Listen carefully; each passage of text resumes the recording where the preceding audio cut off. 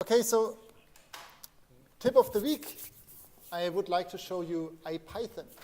Has anyone heard of IPython before? Okay, quite a few. So I'll show you IPython, but I'll also show you a trick that you might not know before. So when you're in a terminal, you can type in Python, just type in Python, and then you're in the Python interpreter, and you can immediately start running Python commands. So I can write import, I can write print hello, right, and then import modules and so on and so forth. 4 plus 4. But it's not very nice to use this interpreter. So for example, sometimes if I create a variable test equals 4, then it would be nice if I could have tab completion. So if I just type in TE, this actually works. But okay, so for example, I don't have color. So there's a lot of interactive things that don't really work in the entire Python interpreter. So there's an improved Python interpreter called IPython, the interactive Python interpreter. So when you type in, and that's actually installed by default when you install Anaconda. So you can type in IPython, and you see it looks very similar, but so you again get in a Python shell, and now you can work it in exactly the same way. So you can do mathematical. You can basically do all the same operations, define variables. Let's say I want to have a tuple equal 1, 2, 3. Or let's say t equals 1 to 3. So now I have a t, but now it has some neat tricks. So for example, if I just type in t and I press tab, it provides me a list of all the functions that are available for that specific variable. So for example, here I could. It tells me I can call the count method, and that apparently takes one argument. Right? So I'm clearly using it incorrectly. So then what I can do is I can say t.count question mark, and if I do that, it tells me the documentation of that function. So it tells me that if the count method returns the number of occurrences in the tuple of that value, right? So I should have called count with one number here, and now it doesn't provide an error message, and it tells me, okay, the number 4 doesn't occur in this tuple at all. If I call t.count1, and it returns me 1.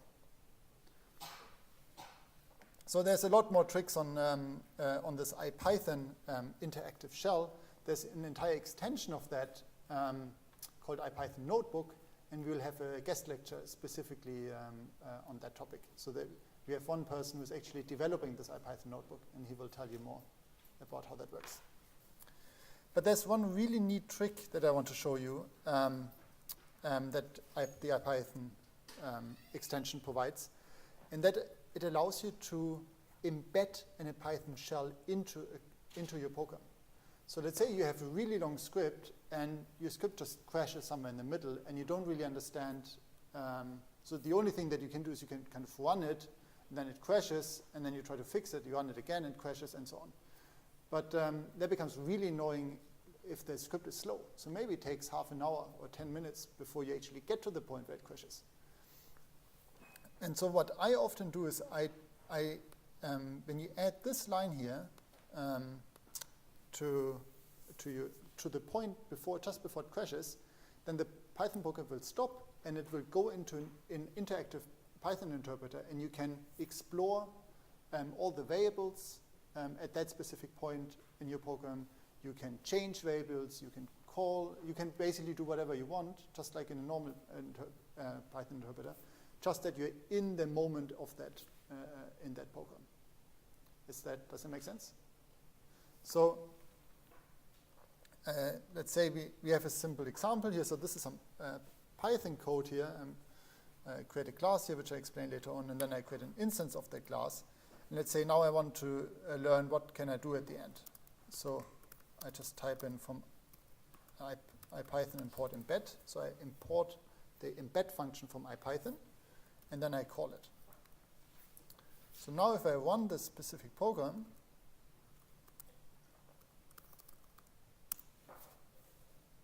it takes a moment, and then it actually opens up an IPython shell. But now I have all the variables that I created here, and all this class here, and this variable mycar here, for example, is available in my IPython shell. So I can type, if I type in mycar dot, then and the tab key, then I immediately get to know, okay, which kind of functions can I call on this class object. Okay, so that's something that that I personally find really useful and use quite often. There's also a more advanced version with an integrated debugger, and that you can call IPython minus PDB. So if you're interested in kind of stepping through the programs line by line, then you can use the debugger option in IPython. So much to the tip of the week. But let's go back to our tuples. So we learned, I showed you tuples, and there's also a cheat sheet for the tuples. It's almost the same as for lists, so I won't even zoom into it, except that you can't assign to it. All the operations that are there to change lists aren't available for tuples, obviously. So the last important data structure that I'd like to show you are Python dictionaries. And to explain what they are, let's think back to the lists. And remember, whenever we wanted to access a certain item in a list, we used a number for that, right? So we used 0 to index 0, represented the first item in the list. Index 10 here would represent the 11th item in the list. So dictionaries they're just a generalization of lists that allow you to use any immutable object as an index. So rather than using integers, you could also use strings as an index for dictionary, because strings are immutable, so they can be used as an index for dictionaries. So in a way, they're very similar to the dictionaries that we know that we get in the bookstore, right? So dictionary is just it's a mapping from a word, in this here dictionary, and then the description of it. So it's always kind of a key and a value pair. And that's exactly also what the Python dictionaries do. So here's some basic operations for Python dictionaries. So we create them using the curly bracket syntax. And then for each entry of our dictionary, we need to provide a key, which must be an immutable object, like a string or an integer or float, and then its value. So here's an example, 2 examples. So we create a phone book variable, which is a dictionary that contains as key, it contains a name, and then the value is a number. And then we have another name here, a string as a key, and then another number. And so, and the second example is very similar. I just wanted to make the point here is that we can also have different types as the values, let's say, but also for the keys. As long as the keys are immutable, you can use different types, and also as values, you can use different types. And once you created this dictionary, you can access items by very similar to how lists work, right? Just that now, instead of using a number as an index, we can now use, in this case, string, right? So the first one, the phone book, we're asking for the value of the key John Doe, and then we would get his number out there. For my dict, if we try to get the value of the key T-Bane, then we would actually get an error because T-Bane doesn't exist as a key. So it's a fairly straightforward generalization. And again, there's a cheat sheet. So dictionaries are mutable objects, so you can actually update dictionaries. You can delete key value pairs from dictionaries, and so on and so forth. But otherwise, they were actually work very similar to also how lists work. So just to summarize, so here are the common data structures that we have in Python. So we have numbers like int, float, and the complex data structure.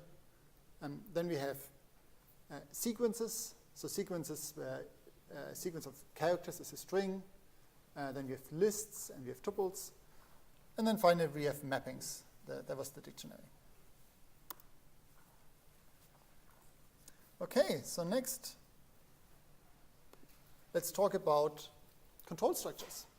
So far, we only really talked about data structures. So now let's see how we can actually create interesting programs. So the first important one is if statements. And the syntax is the following. So we have if, then a condition, and then ended by a colon, followed by a new line and a block of statements.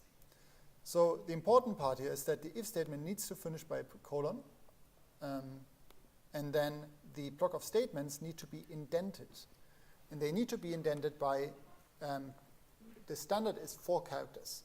So whatever is part of the if statement needs to be indented by 4 characters. And there might be multiple lines, but as soon as you want to indicate that the if statement is over, then you just remove the indentation and start the program again with the previous indentation. Right, so we have an if statement here with a block of statements. Then we have an elif statement with another condition and a block of statements. And then finally an else condition. So this is a bit unfamiliar if you're coming from Java or from C, that Python is really picky about the indentations. So in a way, it's actually forcing you to keep a certain style, a programming style. And if you don't follow that programming style, it will crash.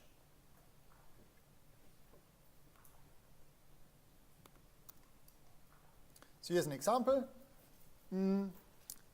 So I have an integer I, and I want to kind of have an if statement differentiating how big I is. So I check first if I is smaller than 0, and then I print something out. And then here's another condition. So this is something that you can also do in Python. You can actually have kind of checking if I is between a certain range. So I write small 0 is smaller equal I smaller 20. But if that's the case, then I have another print statement, and then in all the other cases, I print that it's a large number. So Python variables are strongly typed, which means that whenever you have a variable in Python, it has one specific type, and it doesn't change the type. It keeps its type, which also means that sometimes it's useful to test which type if you have a variable, it might be useful to test which type am I actually working with. And the way you can do that is with the isInstance command. So you can, the isInstance is a function that takes in a variable and then a type. So for example, if you want to check if a variable is an integer, you would use ifInstance variable name, comma, int. And if that's the case, then you can have a bunch of statements here. You can also check if a variable is either a list or a tuple, right? So you can provide, so you actually here is the second argument, you're providing a tuple of types. And the isInstance function checks if the variable is in any of these items in the tuple. Does that make sense? Yeah.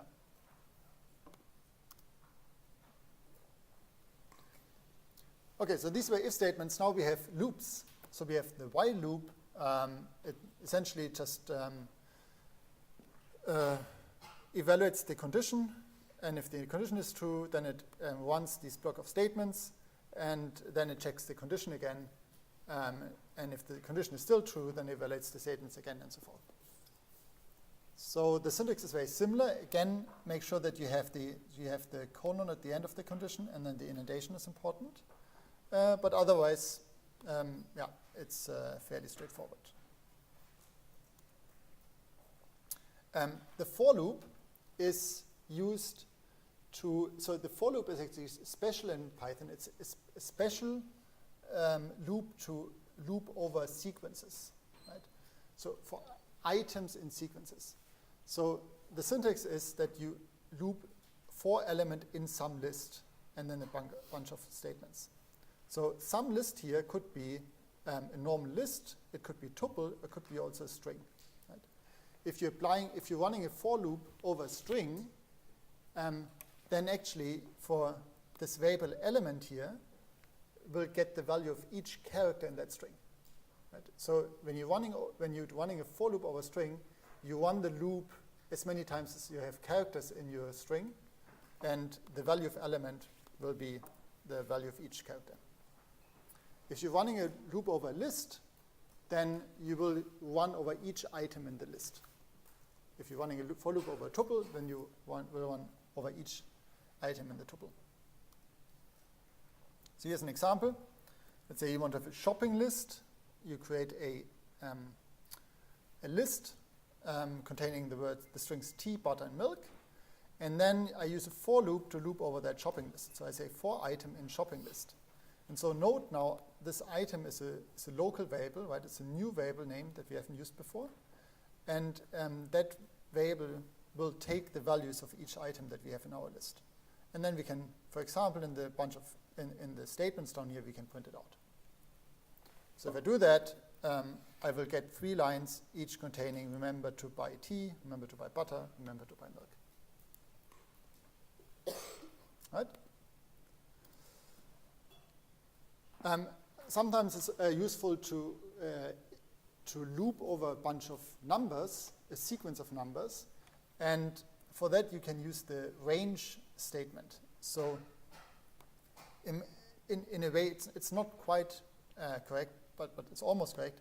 So the range function creates a list containing all the elements starting from 0 to the number that you provide here. So let me see if I can demonstrate that. So if I do list range 10, right? So I call range 10, that gives me, it's not quite a list, that's why I need to convert it to a list. It's a so-called iterator. But anyways, so the combination of this command here gives me a list containing the number, containing 0, 1, 2, 3, all the way to 9, right? And then I can start looping over each element in that list. So that's often useful, let's say, if you need to index over a bunch of numbers. So, yeah.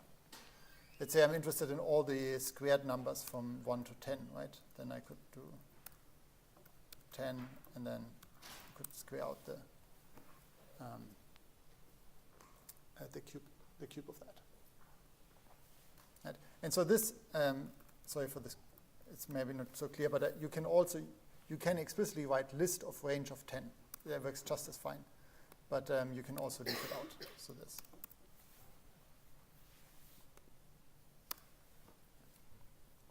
So then we have functions. So functions in Python are used to encapsulate a task. So they allow you to combine many, many instructions into a single line of code, and then you can reuse that code over and over again. So they're very similar to what we use also in bash functions.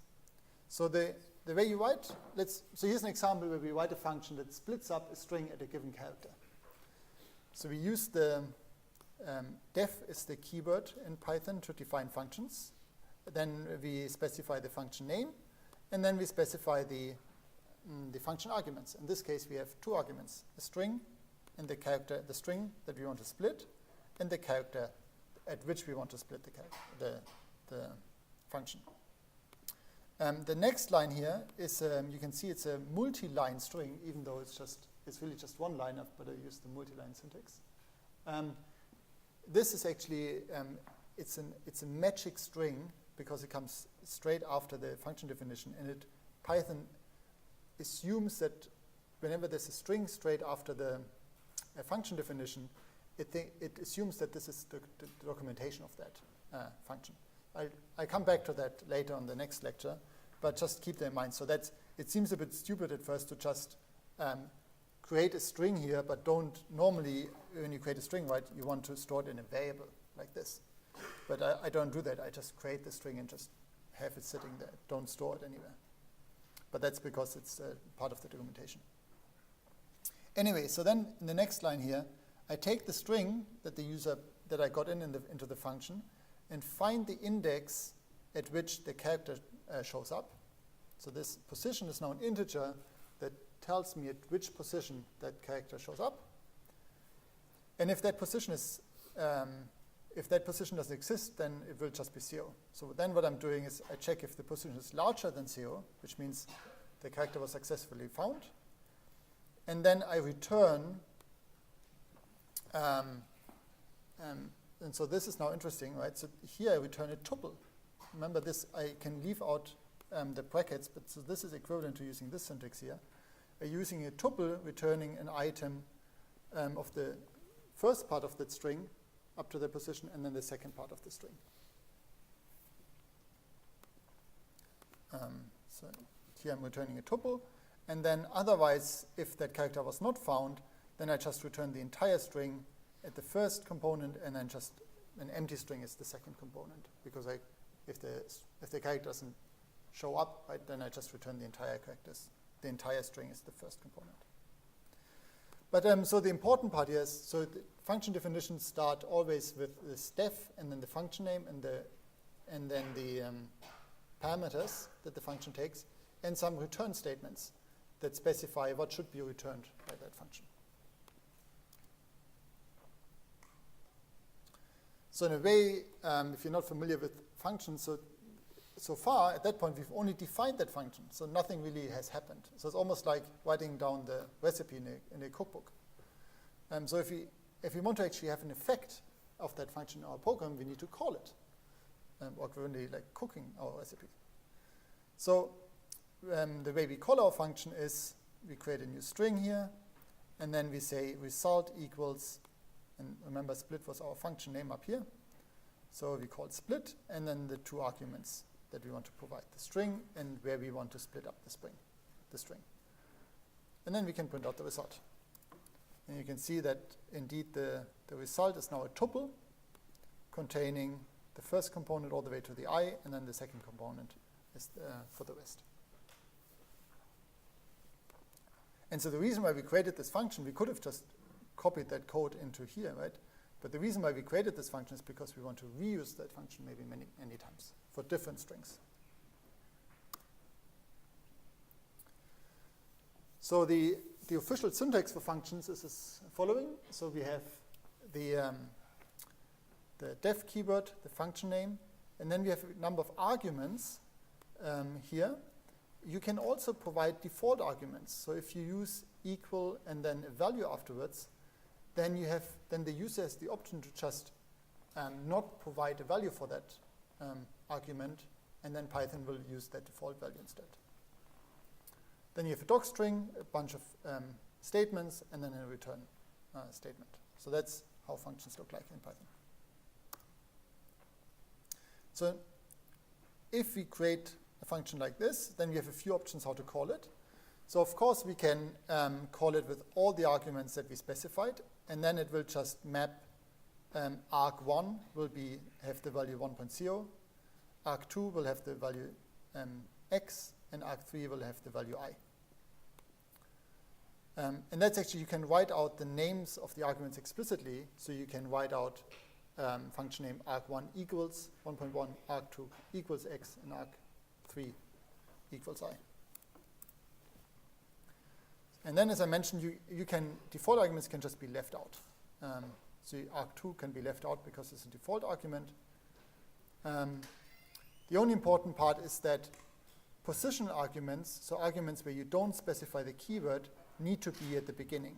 So you can't have a keyword argument like this followed by a position argument where I don't specify the keyword. So that's really the only part that is invalid. So one thing that is occurs quite often is multiple return values. So often you write a function and you want to return not just one value, but actually multiple. For example, a function that returns the coordinates of, let's say, a point. And so the way you do that is you return, so Python only allows you to return one object. So it doesn't allow you to, there's no syntax to return multiple values.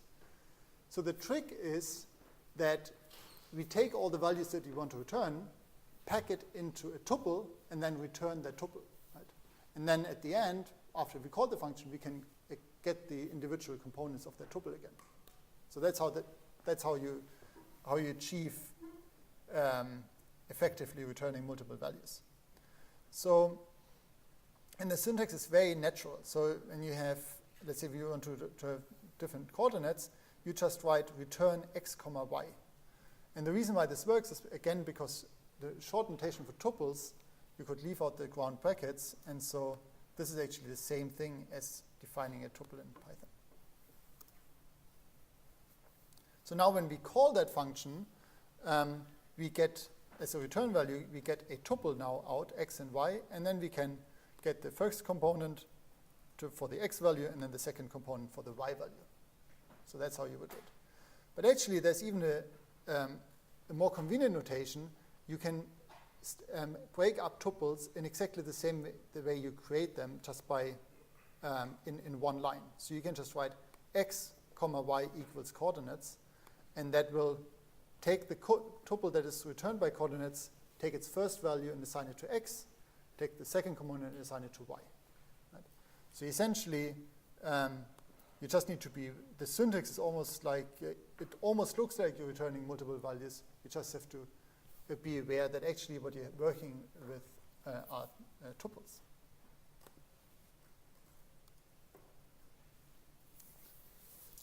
Okay, so as a final part for today, I want to give you a glimpse into classes. And the reason is because we're going to work with classes in the assignment. So I'll just give you an introduction, and I'll give you a much deeper introduction next week. But at least I want to show you the bits and pieces that you need to do the assignment. So the idea of a class is to collect different functions and attributes that combine together. So imagine you're trying to write a program for a car. Now the car has various different attributes. For example, it has a color, it has maybe a year when it was built, it takes a certain fuel, and it maybe has speed.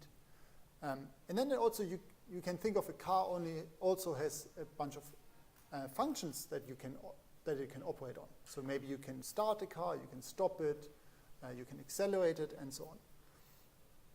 And so the idea of a class is really to encapsulate all that functionality into one framework, which is called a class.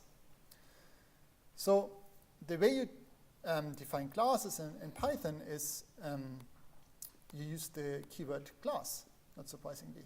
And then you provide the class name, and then this is actually for inheritance, but you can just ignore that for now. Just always use bracket object here. I'll explain this further next week. So now everything that comes intended in that class is now will be part of the class. And so in particular, you can see that this specific class here has three functions that I want that should be part of the class.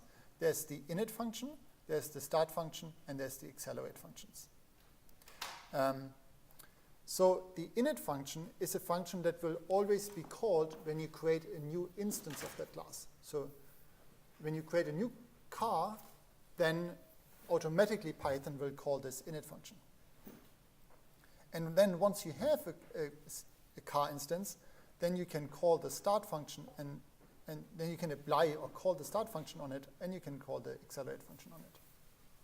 So these are called user-defined functions or methods in object-oriented programming. So one thing to note is that all these, so we are now familiar with function definitions, but there's something special here. All these class functions, they have this self argument here. And that's actually, all the class functions always have its first argument as self argument. And this argument is a reference to the class object itself. So the idea here is that, for example, when I look into this init function here, the init function takes the class reference itself, the object reference itself, and then the year and the fuel when this car was built and which type of fuel it takes. And then what I do is I attach this information to my class instance itself. So I write self.year equals year and self.fuel equals fuel. So by that way, I store these variables and make them part of that class instance so that I can use them later on. And so in particular, you can see in the start function here, I also take in the self argument, and I check again, I retrieve again the value of the self.fuel variable, and I check if this car runs electric or not. And depending on that value of self.fuel, I print out different things. The same thing here with accelerate. Accelerate takes self and the new speed, and then I change the value of self.speed. I change the value of that the speed variable of that specific car to become new speed. Okay, so in a way, self is the object, and it stores all the information that I can attach additional information to that class object, and I can retrieve information again, or variables specifically.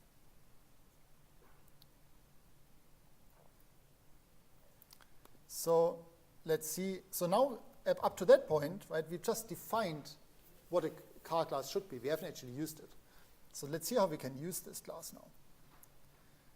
So we can create a new instance of that class, which essentially means creating a new car, by just calling the class name, and then we need to provide the arguments that the init function expects. So if you look back to the init function, there were self, year, and fuel.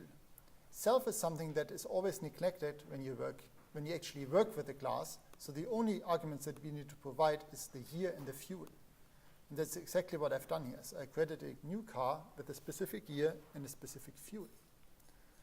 And then I can print it out, for example, and it tells me, okay, you're now working with a car object.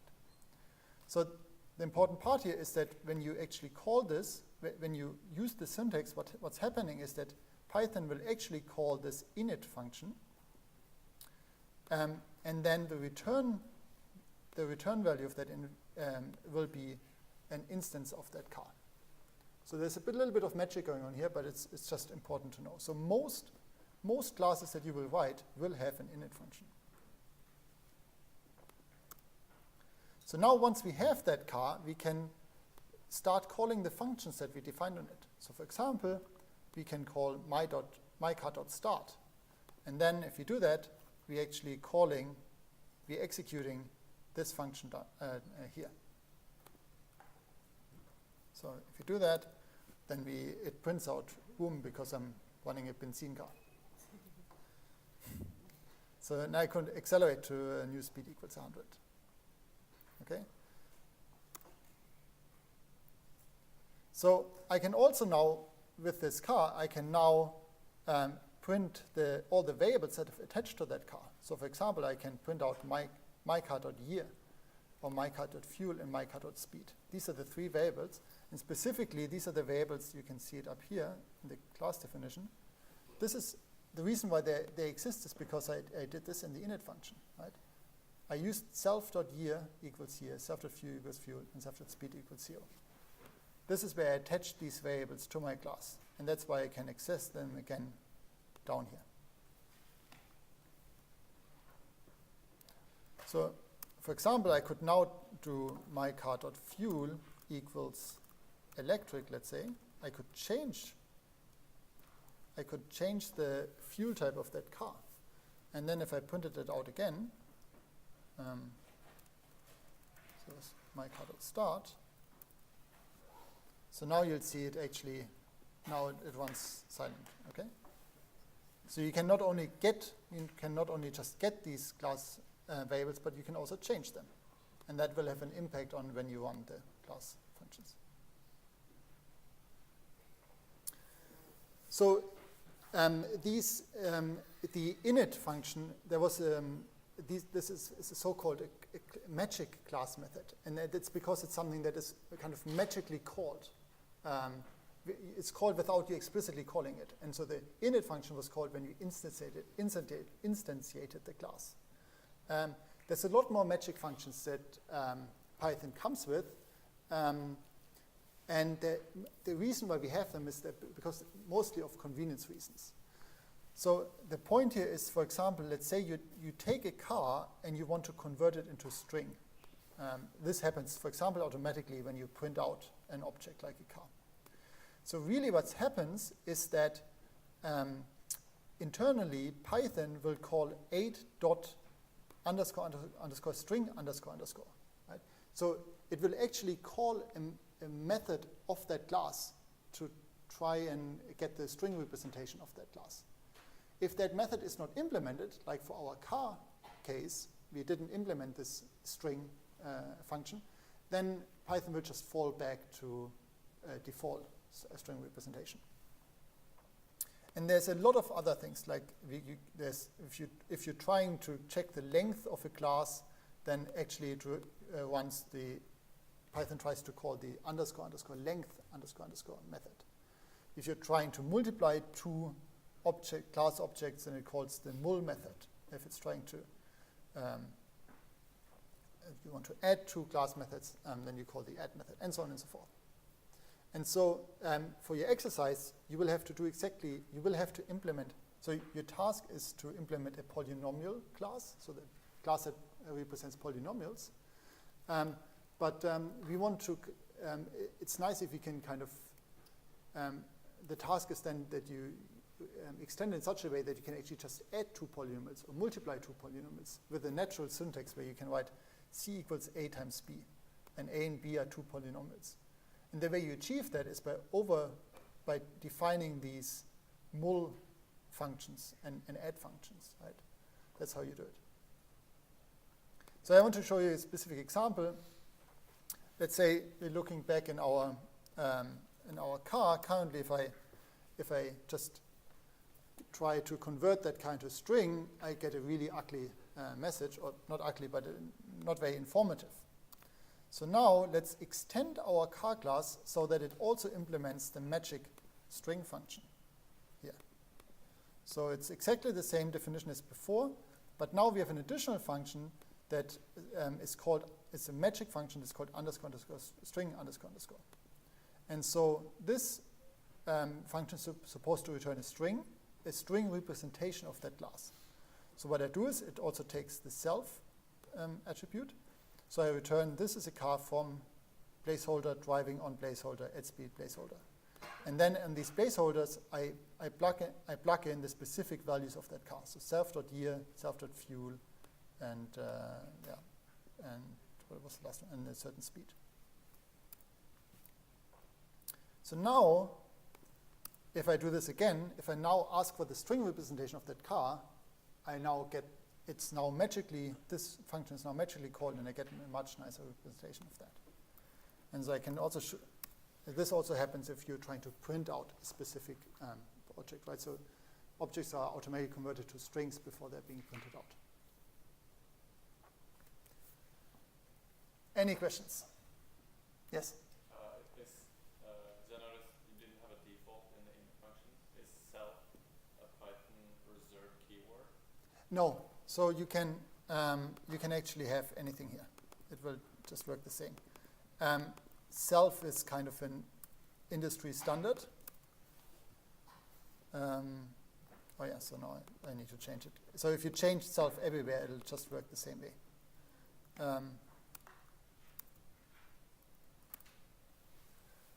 But self is really kind of the standard. So if you don't have good reasons, then just use self. Right. But to extend on that, because when you call the constructor function, the init function, yeah, you always omit the first. Right. So down here, so that's why it's called a magic function. So when you instantiate the class, you don't need to provide the self variable. It's being added automatically when Python calls the init function. Yeah, and that's just how classes behave. Yeah, that's just how they behave in Python. Yeah. In Java, it's possible to make several constructors with different input variables, like a different amount, so it will default to certain variables. Yeah. Is it possible to do the same in Python? Like So the question is, defining two inits where one does require a fuel and the other does not. so the question is it possible to have constructors that take different number of parameters, for example, or behave differently depending on the parameters that are being passed in? And so the answer is, the way you achieve that in Python is by adding default parameters, right? So you can say fuel equals benzene, let's say, and now I could create a car like this. So if I've just executed this, and so now I can create cars in two different ways. I can create a car like this, but I can also create a car like this. So both are now valid options. So here the trick is just fall back to the default keyword argument, just that you know from functions. But there are still cases where you require different variables, where, like for example, if I want to define a polygon, I can define it with another shape of another class, or I can define it with certain coordinates. Yeah. And would that be possible when defining different inits? Yeah. So this is really the only. So what you can also do is you could check for the types of variables that are being passed in. So let's say you have 3 variables, and maybe you want to create a class by providing a string, or you can create a class by providing a bunch of numbers. Let's say you want to have a class, and you can either instantiate it by a string or a number, right? And the way you differentiate these two cases is by you only have one constructor, but you can have an if statement where you check for the types of the argument that is passed in. But yeah, so the answer is you cannot have multiple constructors in Python, and you have to work either with default parameters to get around that. You can check the types of the variables that are being passed in, or you could just create 2 classes. Or you could kind of create maybe one common constructor and then additional functions that you, Yep. Anything else? Then have fun with the assignment, and I'll see you next week.